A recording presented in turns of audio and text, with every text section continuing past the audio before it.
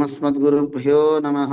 కాశ్యపాన్వయ సంజాతం నారాయణపదాశ్రితం శ్రీమన్నారాయణం వందే యతీశ్వరశ్రియాజుషం.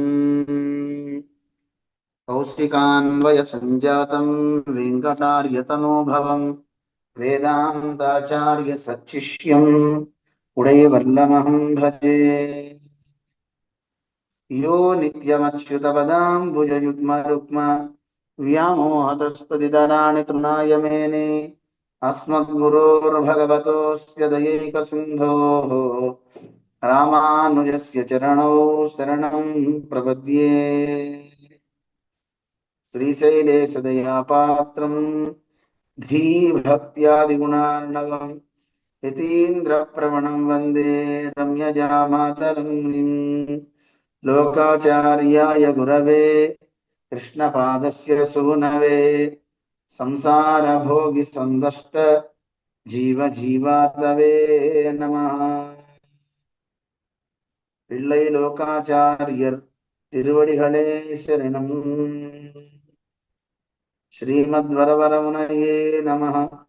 जय శ్రీమన్నారాయణ. భగవద్బంధులారా, తిరుమంత్ర ప్రకరణాన్ని మనం తెలుసుకుంటున్నాం. ఆచార్యులు మనకి ఏదైతే మంత్రాన్ని ఉపదేశించారో ఆ మంత్రం యొక్క అర్థాన్ని మనం మననం చేసుకుంటే ఆ మంత్రం మీద మనకి ఇంకాస్త శ్రద్ధ పెరుగుతుంది. ఎప్పుడైతే ఆ శ్రద్ధ పెరిగిందో ఆ మంత్రాధిష్టాన దైవం యొక్క అనుగ్రహాన్ని కూడా మనం పొందగలుగుతాం. అందుకని ఆ మంత్రం యొక్క అర్థాన్ని తెలుసుకునే క్రమంలో ముందు అవతారికని మనం నిన్నటి దాకా చెప్పుకున్నాం. ఏదైనా అసలు ముందు గ్రంథాన్ని చదివడానికి ముందు అసలు ఈ గ్రంథం ఏమిటి, ఎందుకు వచ్చింది, ఎవరి గ్రంథాన్ని అనుగ్రహించారు అనే ముందు మాట అంటారు.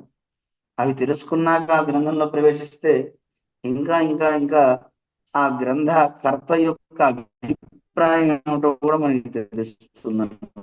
ముందు మాట చాలా చాలా ప్రధానం, దాన్ని వదిలి వెళ్ళకూడదు. అందుకని శ్రీయపతియాయ్ శ్రీవైకుంఠ నికేతనాయ్ అందుకేంచి ఆరంభించి మనకి నిన్నటి వరకు మనకి చెప్పింది ఏమిటి అనేది ఒకసారి సింహావలోకనం చేసుకుందాం. సింహావలోకనం అంటే సింహం కొంత దూరం వెళ్ళాక ఒక 4-5 అడుగులు వేయగానే వెనక్కి తిరిగి చూస్తున్నారు ఎంత దూరం వచ్చానని. అలాగే మనం కూడా చదువులో మాత్రం తప్పకుండా వెనక్కి తిరిగి చూడాలి. లేకపోతే ఆ చదువు మళ్ళీ రాదు మనకి.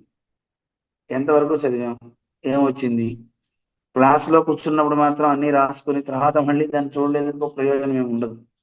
అందుకని ఎప్పటికప్పుడు ఒకసారి సింహావలోకనం చెయ్యాలి అంటారు. అందువల్ల మనం కూడా ఒకసారి ఇంతవరకు ఏం చెప్పుకున్నాం అనేది ఒకసారి సింహావలోకనం చేద్దాం. రహస్యత్రయత్నుడయ అవతరణ క్రమత్తయ్యం. ఇంతవరకు ఈ రహస్యత్రయాల యొక్క అవతరణ క్రమాన్ని చెప్పారు. రహస్యత్రయం అంటే చెప్పుకున్నాం కదా నిన్న, 3 రహస్యాలు ఉన్నాయి.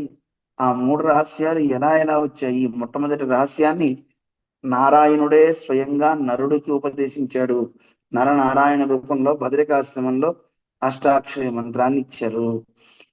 అలాగే శ్రీవైకుంఠంలో లక్ష్మీదేవికి నారాయణుడు ఉపదేశించాడు ద్వయమంత్రాన్ని. అలాగే చరమ శ్లోకాన్ని కురుక్షేత్ర సంగ్రామంలో అక్కడ ఉన్నటువంటి రథంలో అర్జునుణ్ణి విషయంగా చేసుకుని కృష్ణ పరమాత్మ చరమ మంత్రాన్ని ఉపదేశించాడు.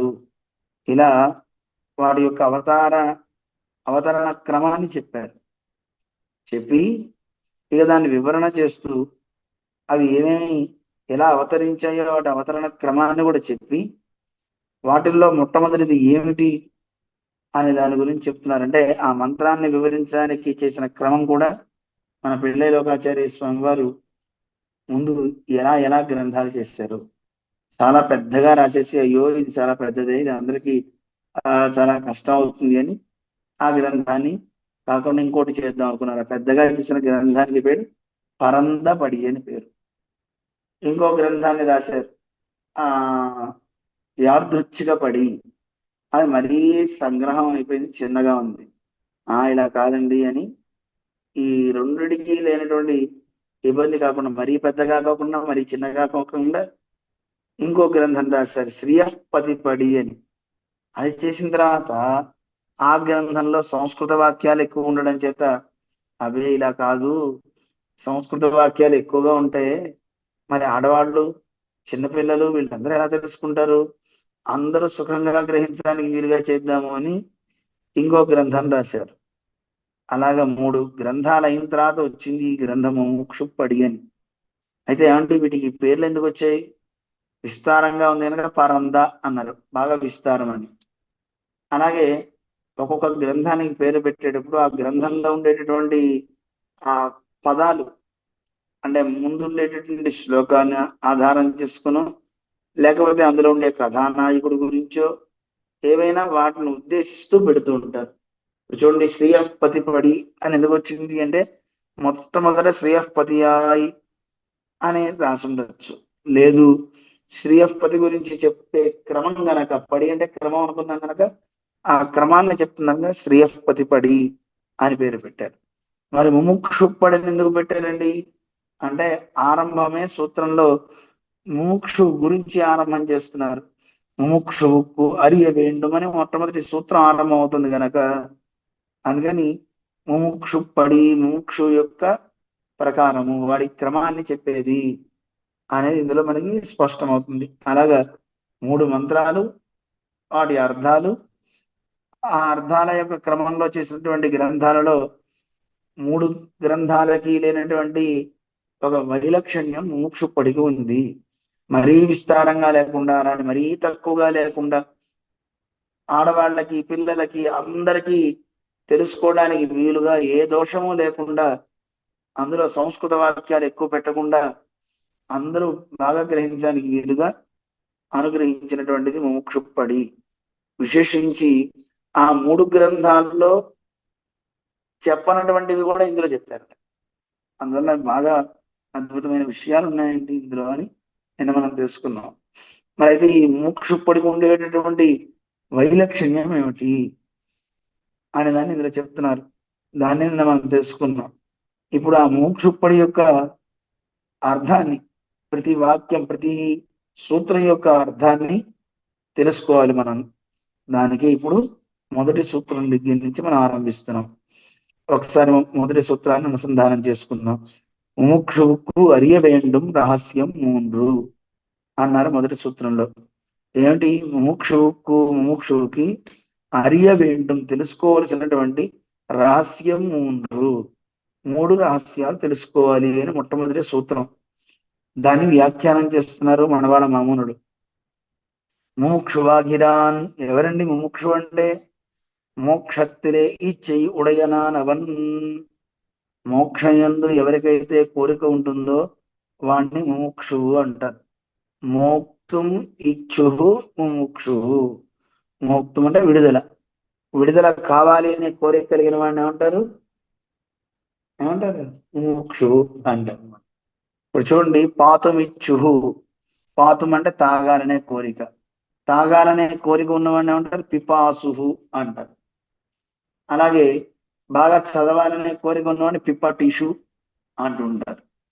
అలాగే తినాలనే కోరిక ఉందనుకోండి, భోక్తుం ఇచ్చుహు, తినాలనండి ఇచ్చుహు కోరిక, ఈ కోరిక కలిగిన వాడిని బుభుక్షుహు అంటారు. బుభుక్షువు అంటాం కదా, తినాలనే కోరిక వాడికి ఉంది. ఇలా ఒక్కొక్క దాన్ని మనకి తెలియజేస్తూ ఉంటుంది. సంస్కృతంలో చాలా అందమైనటువంటి పదా ప్రయోగం చేస్తుంటారు. ఇక్కడ కూడా మోక్షయందు కోరిక కలిగిన వాడు ఎవడో అలాంటి వాడిని ముముక్షువు అంటున్నారు. అసలు ఏంటంటే మోక్షం అంటే?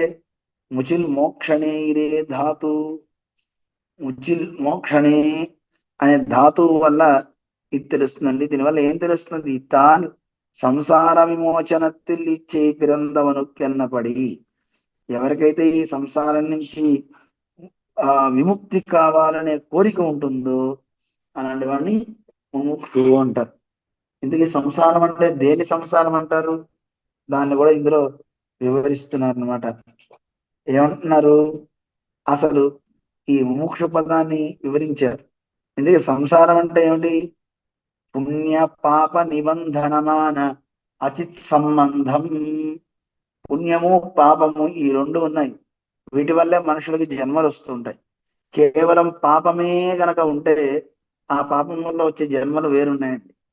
నోటితో చేసిన తప్పులు, మనస్సుతో చేసిన తప్పులు, శరీరంతో చేసిన తప్పులు, వాటికి జన్మలు. వాచిక ఇహి పక్షి మృగతాం, నోటితో తప్పులు చేస్తే పక్షి జన్మలు వస్తాయి అంటారు. మానసై అంత్యజాతితాం, మనసుతో తప్పులు చేస్తే ఇంకా నీచమైనటువంటి కింద కింద యోనుల్లో పడతారు. శరీరంతో తప్పు చేస్తే బండ శిలలుగా వాళ్ళు పుడతారు. ఇలాగా ఒక్కొక్క దోషానికి ఒక్కొక్క జన్మ వస్తుంది. అంటే పాపానికి నీచమైన జన్మలు, కేవలం పాపమే ఉంటాయి. మరి కేవలం పుణ్యమే ఉంటే అలాంటి వాళ్ళకి దేవతా శరీరాలు వస్తాయి. మరి మానవ దేహం రావాలి అంటే పుణ్యము పాపము రెండు సమానంగా ఉంటే మానవ దేహం వస్తుందట. ఆ పుణ్య పాపాలు రెండు కలిగిన వాళ్ళం మనం. అందువల్ల పుణ్య పాప నిబంధనమాన, ఆ పుణ్యము పాపము రెండు కారణంగా ఉండడం చేత అచిత్ సంబంధం, అచిత్ అనే సంబంధం మనకు వచ్చింది. అచిత్ అంటే శరీరం, చిత్ అంటే చైతన్యం కలిగి ఉన్నది. చైతన్యం కలిగి ఉన్నది ఆత్మ. చైతన్యం లేదు కనుక దాన్ని అచిత్ అన్నారు. నచిత్ అంటే చైతన్యం లేదు కనుక దీన్ని అచిత్. అందువల్ల శరీరం అచిత్, కదలంది, జ్ఞానం లేనిది అన్నమాట. అటువంటి ఈ అచిత్ సంబంధం పుణ్య పాపాలు రెండు సమానంగా ఉంటే ఈ జన్మలు వస్తాయి. దాన్ని వివరిస్తున్నారు. అదావదు చిత్ స్వరూపనాన ఆత్మావుకు, చిత్ స్వరూపము, చిత్ అంటే చైతన్యం కలిగింది, జ్ఞానం కలిగినది ఏది? ఆత్మ. ఆ ఆత్మకి అవిద్యాది కారణమాన దేహ సంబంధం. అసలు ఈ దేహం మనకి రావడానికి కారణం ఏమిటండి? కర్మలు చేశాం. ఆ కర్మ పాపము పుణ్యాన్నో తీసుకొచ్చి పెట్టింది. అసలు ఎందుకు వచ్చిందండి ఇదంతా? ఇలాంటి పాడు పనులు ఎందుకు చేస్తున్నాము అంటే ఇది మంది కాదండి, తప్పు, అవిద్య. ఆ అవిద్య వల్ల ఆ మనకి ఇలాంటి దేహ సంబంధం వస్తుంది. విద్య, వాసన, రుచి అంటారు కదా, అవిద్య అది అన్న. ఒక మనిషి ఒక పని చేస్తున్నాడు అంటే దానికి కారణం వెనకాతల ఉంటుంది. అందువల్ల మన పూర్వులు ఒకటే అనుకున్నారు, వాడి కర్మరా అంటుంటాం చూడండి. వాడి కర్మది ఏం చేస్తాం? పూర్వ జన్మ చేసుకున్నటువంటి ఆ ప్రారంధాన్ని అనుభవిస్తున్నాడు. ఆ ప్రారంధాన్ని అనుభవిస్తూ ఇప్పుడు ఏడుస్తున్నాడు. వాడి పూర్వ జన్మలో ఏం చేసుకున్నాడో రా, ఈరోజు చక్కగా ఉజ్జీవిస్తున్నాడు, మంచిగా ఉన్నాడు రా అంటారు. అందువల్ల పూర్వ జన్మలో చేసుకున్న కర్మ. అయితే ఆ కర్మే మనకి నేరుగా ఇవ్వదండి. ఆ కర్మని మనకి అందించేవాడు పరమాత్మ. ఆయన సాక్షిగా ఉంటాడు. ఆయన ఏమి ఒక మనిషిని ఎత్తాలనో, ఒక మనిషిని సంసారంలో పడేయాలనో చూడు, అందరినీ బయటికి తీసుకురావాలని చూస్తాడు. చాలా మంది అంటుంటారు, ఏమంటే దేవుడికి ఎందుకండి మా మీద అంత కోపం, ఎందుకు మాతో ఆడుకుంటాడని. దేవుడు ఎప్పుడు ఆడుకోడు, ఇందులోంచి మన బయటికి తీయాలని చూస్తాడు. అందుకోసం మనకి ఇచ్చేటటువంటి ఆ ఎన్ని రకాలుగా మనకి పరమాత్మ సహాయం చేస్తున్నాడో మనం గ్రహించలేకపోతున్నాం. అనుక్షణం మనలో ఉంటున్నాడు. మనలో ఉండి ఏదైనా తప్పు చేసే సందర్భంలో ఈ తప్పు వద్దు అని హెచ్చరిస్తుంటాడు. ఆ హెచ్చరించే ఒక జ్ఞానాన్ని మనం పొందుతున్నాం. ఆ హెచ్చరింపు వస్తుంది, ఎవరు ఇస్తున్నారు అంటే సాక్షాత్ పరమాత్మే.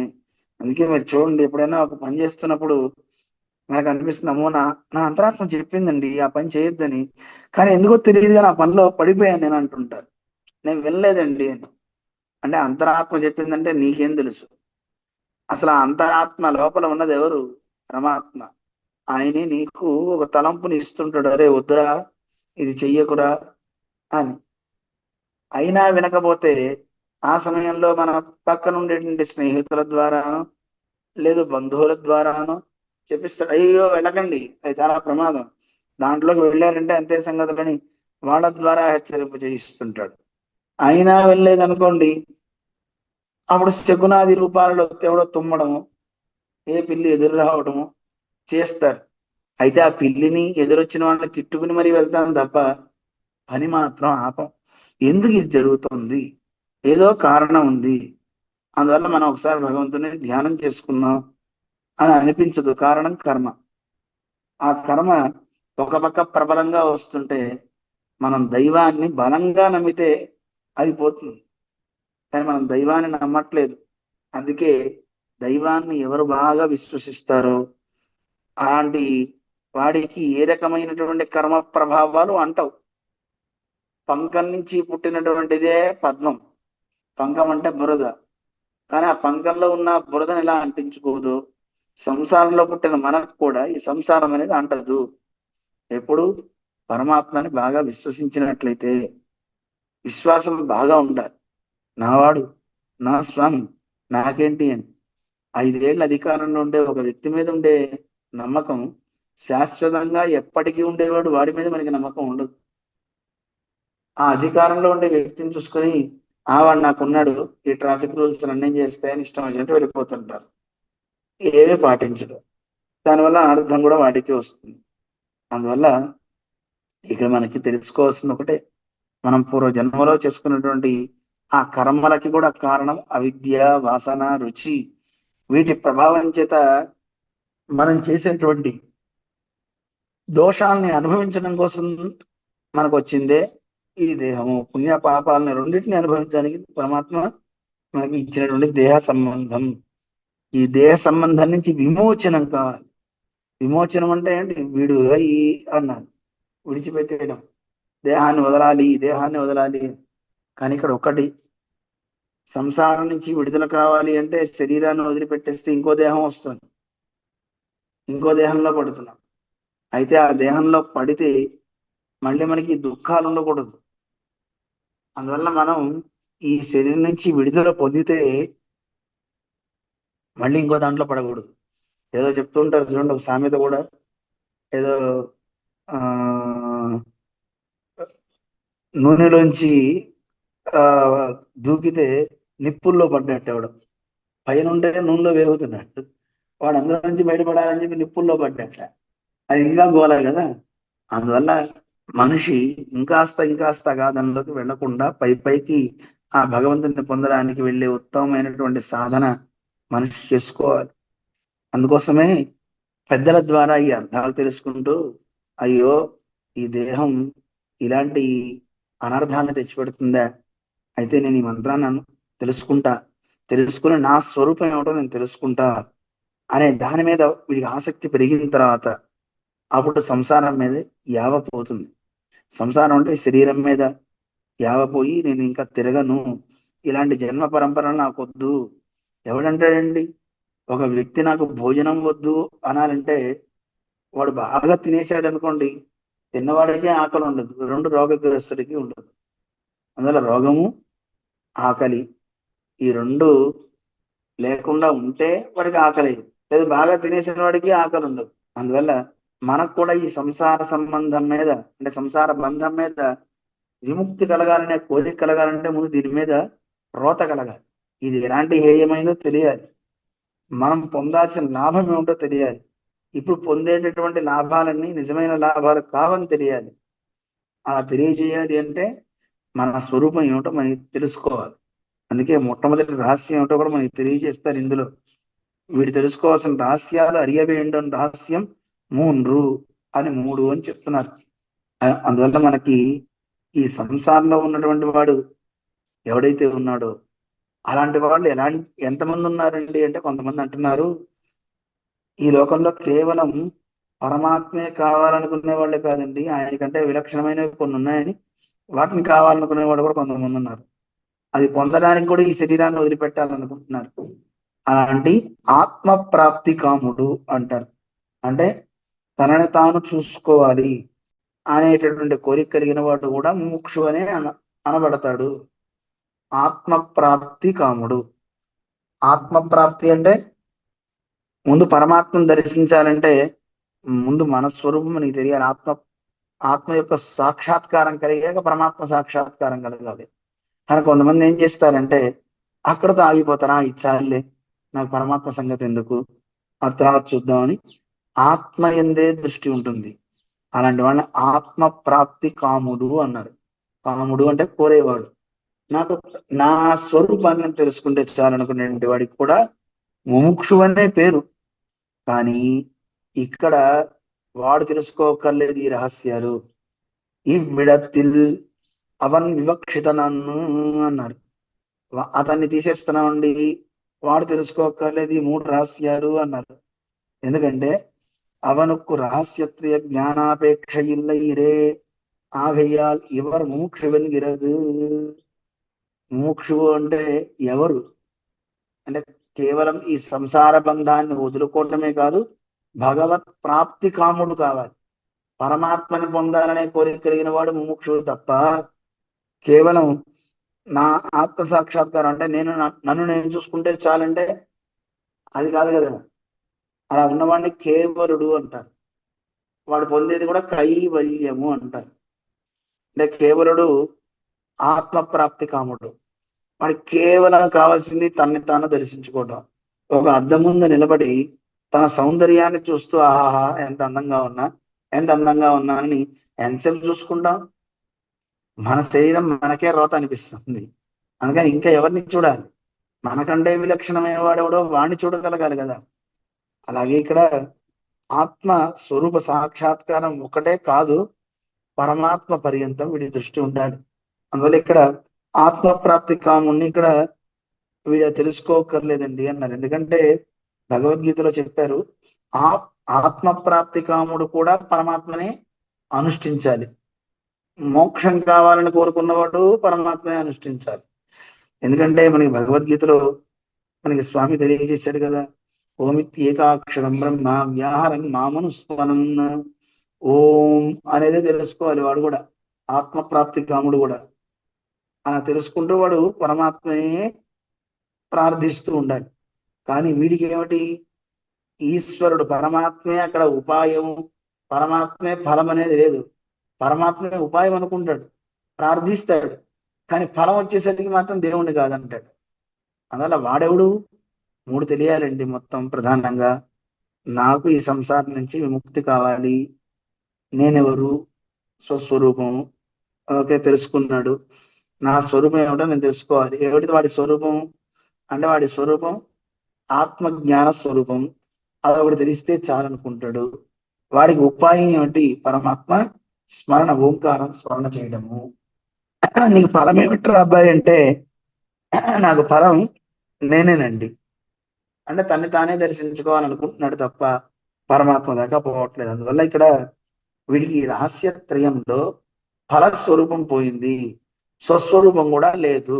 స్వస్వరూపం కూడా ఆత్మ జ్ఞానం అని తెలుస్తుంది, కానీ ఆ పరమాత్మకి శేషభూతం అని వీడికి తెలియడంలా. ఆత్మ ఆత్మ ప్రాప్తి కాముడికి నిజంగా వీడు గనక పరమాత్మకి దాసుడని తెలిస్తే అక్కడ ఆగుతాడా? ఆగడు కదా. అమ్మో నేను తెలుసుకోవాల్సిందే ఆయన్ని అని అటు పోతాడు. కానీ ఆయన తెలుసుకోవట్లేదు. అందుకని వీడికి రహస్యత్వ జ్ఞానం అవసరం లేదు అని చెప్తున్నారు. అరియ వేండం రహస్యం మూండ్రు. ఎవరు తెలుసుకోవాలి ఈ రహస్యాలు? ముముక్షు తెలుసుకోవాలి. ముముక్షు అంటే ఎవరు? ఇందులో భగవత్ ప్రాప్తి కాముడు. ప్రధానంగా గుర్తుపెట్టుకోండి, ముముక్షువుల్లో ఇద్దరు వస్తున్నారు.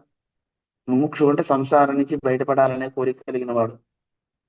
మోక్షం కావాలి, మోక్షం కావాలి అని. దానికి ముక్తి, మోక్ష, మహానంద అంటారు. మూడు నిర్వచనాలు ఇస్తుంది మనకి అమర కోసం. ముక్తి అంటే ఏమిటి? మోక్షం. మోక్షం అంటాం ఏమిటి? ముక్తి, మోక్ష, మహానంద. ఈ మూడు పర్యాయ పదాలు అనమాట. ముక్తి అంటే మహానందం, గొప్ప ఆనందం అనమాట. ముక్తి అంటే విడుదల. ఇప్పుడు ఈ సంసారంలో పడి జనన మరణాది క్లేశాలను అనుభవిస్తున్నాం మనం. జన్మలో ఉంటే ఏమైనా బాగుంటుంది అనుకుంటున్నావా? మంచిగా ఉన్నప్పుడు అంతా బాగానే ఉంటుంది. ఏమైనా అనారోగ్యం చేసింది అనుకోండి, అప్పుడు తెలుస్తుంది మనకి, ఓరి నాయన ఈ రోగాలు ఏమిట్రా నాయన, కదలలేకపోతున్నాను, తినలేకపోతున్నాను, నా వల్ల కావట్లేదు, ఈ దేహాన్ని నేను భరించలేను అని దేహాన్ని వదిలిపెట్టేయాలి అనిపిస్తుంటుంది. బయటికి పోలేము. ఎంత మనం దేహాన్ని వదిలిపెట్టి బయటికి పోదామన్నా బయటికి వెళ్ళిన. కొంతమంది అలా చేసుకునే వాళ్ళు కూడా ఉన్నారు. అలా చేస్తే ఇంకాస్త ఆటంకంలో పడతాడు వాడు. ఎన్నాళ్ళు ఆయుష్ ఉందో అన్నాడు వాడు ప్రేతంలా తిరగాల్సి వస్తుంది. ఎందుకంటే ఇక్కడి నుంచి మీరే ఆలోచించండి, ఢిల్లీకి మీరు ట్రైన్లో టికెట్ చేయించుకొని బయలుదేరుతున్నారు. ఆ ట్రైన్లో వెళ్ళేటప్పుడు ఎక్కడో మంచినీళ్ళ కోసం మీరు దిగిపోయారు, ట్రైన్ వెళ్ళిపోయింది. పరిస్థితి ఏమిటి చెప్పండి? మీరు ఢిల్లీ వెళ్ళగలుగుతారా? మళ్ళీ కొన్ని గంటల సేపు తర్వాత ట్రైన్ రావాలి, అందులో నీకు సీటు దొరకాలి కదా. ఆ సీట్ లేకపోతే మళ్ళీ ఆ లోపల ఎలాగో నువ్వు ట్రైన్ ఎక్కేసావు, ఎక్కితే ఏం చేస్తారు? లోపల టికెట్ కూడా వచ్చి చూసి నీ టికెట్ లేదని బయటికి గెంటేస్తారు. పాత టికెట్ చూపించి ఇంకో ట్రైన్ ఎక్కితే కుదరదు. అలాగే ఈ శరీరాన్ని మనం వదిలిపెట్టి బయటపడ్డామా, అది సహజంగా మనకి ఎప్పుడు పిలుపు వస్తే అప్పుడు వెళ్తే అది మంచిది తప్ప, తొందరపడి ఎవరైనా శరీరాన్ని వదిలిపెడితే, అలా గనక వదిలిపెట్టిన వాడికి మళ్ళీ దేహం దొరికేంత వరకు వాడు వెయిట్ చేయాల్సిందే. ఎంతకాలం అంటే ఇప్పుడు చూడండి, 6 గంటలు 7 గంటలు ట్రైన్ రావడానికి ఆలస్యం ఉంటుంది. అలాగే మనకు కూడా ఇంకా 60 ఏళ్ళు 70 ఏళ్ళు అనుకోండి ఆయుష్, అంతవరకు మనిషి ఉండి తీరవలసిందే. అప్పటి వరకు మరి వీడు ఎలా అయితే రైల్వే స్టేషన్ లో ఉంటే ఆకలి దప్పికలు ఉంటాయి, డబ్బులు అన్నినేమో బ్యాగ్ లో పెట్టేసుకున్నాడు, ఎవడు పెడతాడు ఫ్రీగా వీడికి? ఎవడు ఇవ్వరు. అలాగే ఈ శరీరాన్ని వదిలిపెట్టినటువంటి వీడికి కూడా శరీరం దొరికేంత వరకు మళ్ళీ ఆకలి దప్పికలు వీడిని వెంటాడుతూనే ఉంటాయి.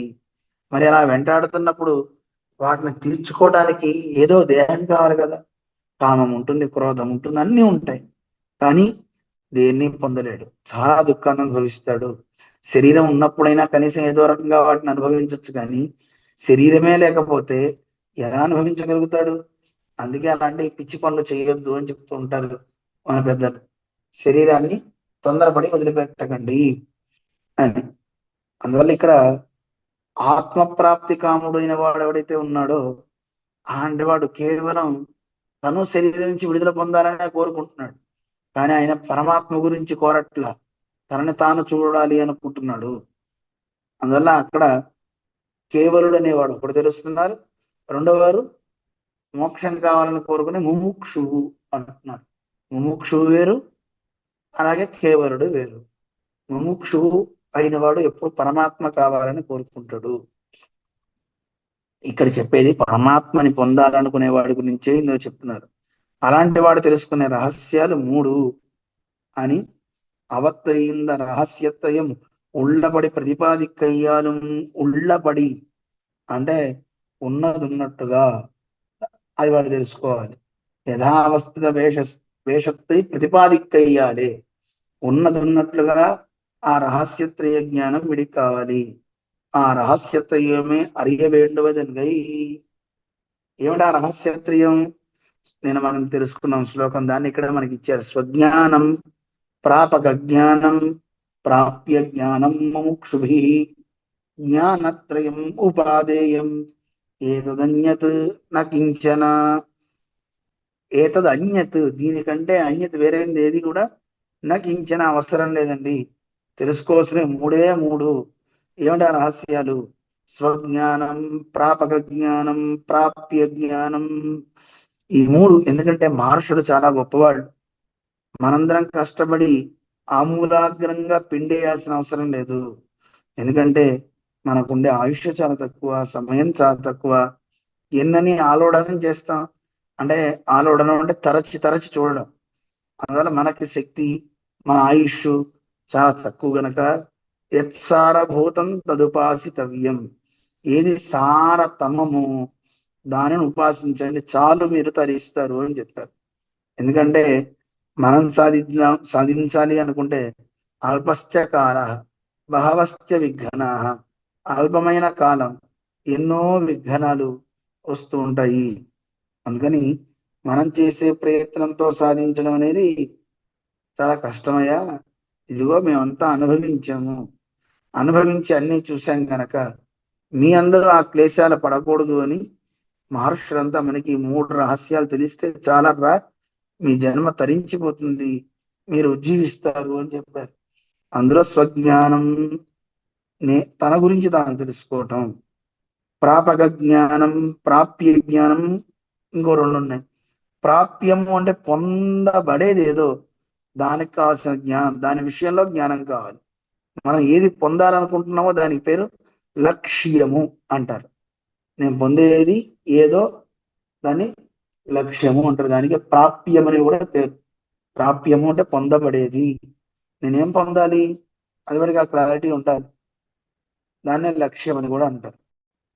దాన్ని ప్రాప్యం అని కూడా అంటారని చెప్పుకున్నాం కదా. మరి దాన్ని పొందడానికి ఏం చేయాలి? దాన్ని పొందించేది ఏది? నేను పొందాల్సిందేదో తెలుసుకున్నా, దాన్ని పొందించేదేది? దానికి సాధనము అని పేరుంది, ఉపాయం అని పేరుంది, ప్రాపకము అని పేరు. ప్రాపకము అంటే పొందింప చేసేది, ఉపాయము ఉపఈయతే నిన్న మనం చెప్పుకున్నాం. ఉప అంటే దగ్గరకు తీసుకువెళ్ళేది, వాటిని సాధనము అంటారు. అంతే కదా. మనం ఇప్పుడు ఏదన్నా ఊరు వెళ్ళాలంటే ఒక బస్సు ఎక్కితే ఆ బస్సు ఆ ఊరు దాకా తీసుకెళ్తుంది. అక్కడి నుంచి మళ్ళీ నువ్వు కొంత నడవాలి, ఇంకో బండి ఎక్కువ ఏదో చేసి ఇంటి ముందు దాకా ఆటో తీసుకెళ్ళింది, ఇల్లు ఎదురుకుంటా కనబడింది. అక్కడి నుంచి మళ్ళీ నిన్ను ఎవరు తీసుకెళ్ళరు, నువ్వే రెండు కాళ్ళతో నడిచి వెళ్ళాలి. అలాగా నీకు ఉపాయంగా కొన్ని తీసుకువెళ్ళే, అక్కడి నుంచి నువ్వు చేయాల్సింది కొంత ఉంటుంది. కానీ దేవుడి దగ్గరికి అలా ఏం లేదండి. అలా మనం అడుగులేసే క్రమం మనకి లేదు. అందులో ఉపాయం దేవుడే, ఉపేయము పరమాత్మే. అంటే మనకి కావాల్సినటువంటి సాధనము భగవంతుడే అయ్యాడు. సాధ్యము అంటారు పరమాత్మని, అంటే పొందబడేది. ప్రాప్యము, సాధ్యము, ఉపేయము, ఈ మూడు పదాలు గుర్తుపెట్టుకోవాలి. ఏమంటారు? సాధ్యము అంటే సాధించబడేది ఏదో దాని పేరు సాధ్యము అంటారు. దాన్ని పొందింప చేసేది ఏదో దాని పేరు సాధనము అని పేరు. అలాగే ఉపేయము అంటారు. ఉపేయము అని మనం పొందబడేదనే అర్థం. ఆ ఉపేయాన్ని దగ్గరికి తీసుకెళ్లేది ఉపాయము అంటారు. అందులో సాధనము, సాధ్యము, ఉపాయము, ఉపేయము. అలాగే మనం ఈ పర్యాయ పదాలు తెలుసుకున్నట్లయితే మనకు అన్ని బాగా తెలుస్తాయి అన్నమాట. అందుకని ఇవి మనకు కావాలి అని దాన్ని తెలియజేస్తూ, ఇదిగోండి స్వజ్ఞానం, ప్రాపక జ్ఞానం, మనకి తీసుకువెళ్ళేటటువంటి ఉపాయాన్ని ఆ జ్ఞానము కావాలి. ప్రాప్య జ్ఞానం, పొందబడేటటువంటిది ఏదో దాని విషయంలో కూడా జ్ఞానం కావాలి. ఎవరికి కావాలి? ముముక్షుభి, ముముక్షువులైన వారి చేత తెలుసుకోవాల్సిన రహస్యాలు ఈ మూడు అండి. జ్ఞానత్రయం ఉపాధేయం ఏతదన్యత నకించన, వీటికంటే ఇంకే వేరేదేం లేదని ఆ మూడు రహస్యాలు ఏమేమిటో ఇందులో తెలియజేస్తూ తిరుమంత్రం ద్వయమం చరమ శ్లోకము అని చెప్పారు. అందులో తిరుమంత్రం స్వజ్ఞానాన్ని చేస్తుంది, అంటే ఆత్మస్వరూపాన్ని చెప్పేది అష్టాక్షరి మంత్రం. అలాగే ప్రాపక జ్ఞానం, మనల్ని పొందింపజేసే సాధనం ద్వయ మంత్రము. అలాగే మనకి ఫలము చరమ శ్లోకము.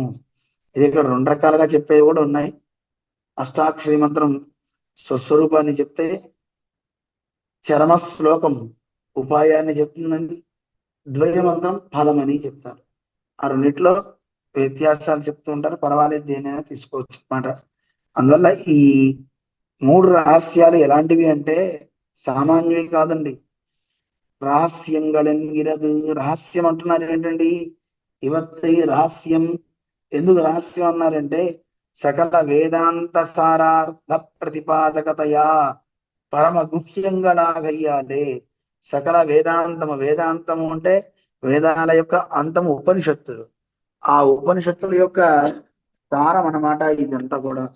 అటువంటి సారం ఇందులో మనకి తెలియజేస్తున్నారు అని చెప్తున్నారు.